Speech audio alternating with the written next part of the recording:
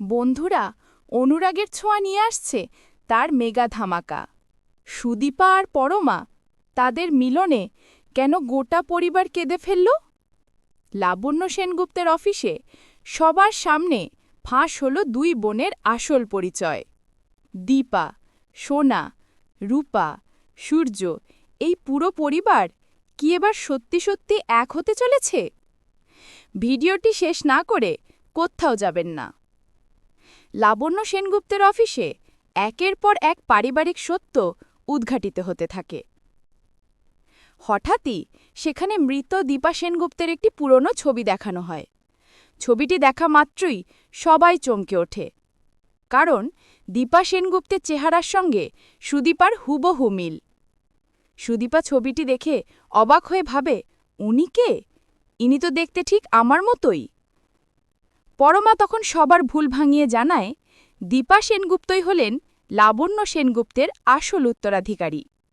এরপরই আদিত্য তার ইনভেস্টিগেশনের সব প্রমাণ সামনে এনে ঘোষণা করে, সুদীপাই হল দীপা সেনগুপ্তের নাতনি। তবে সবচেয়ে বড় চমকটি তখনও বাকি ছিল। আদিত্য আরও একটি চাঞ্চল্যকর তথ্য দেয়, দীপা সেনগুপ্তের নাতনি শুধু সুদীপা নয়, স্বরূপা নামে তার আরও একজন যমজ নাতনি ছিল।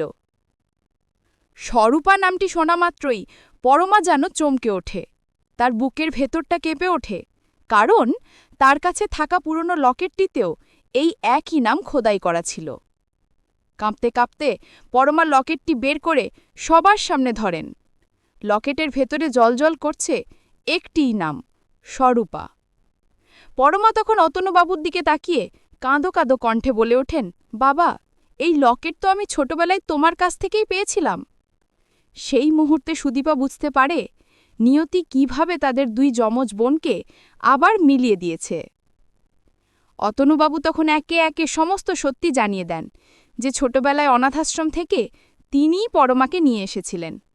পরমার আসল নামই হল স্বরূপা। গল্পের শেষ অংশে দেখা যায়, রূপা এসে সবার সামনে কৃষ্ণরায়ের মুখোশ উন্মোচন করে দেবে। দুই বোন, অর্থাৎ সুদীপা এবং স্বরূপা বা পরমা এবং পরিবারের সবাই মিলে এবার রুডিকে চিরতরে শেষ করে দেবে। এবার দীপার খোঁজ পেলেই বাকি সব রহস্যের জট খুলে যাবে এবং দীপা, সোনা, রূপা, সূর্যসহ পুরো পরিবার এক হবে। গল্পের শেষটা যদি এরকম হয়, তাহলে আপনাদের কেমন লাগবে? অবশ্যই কমেন্ট করে জানান।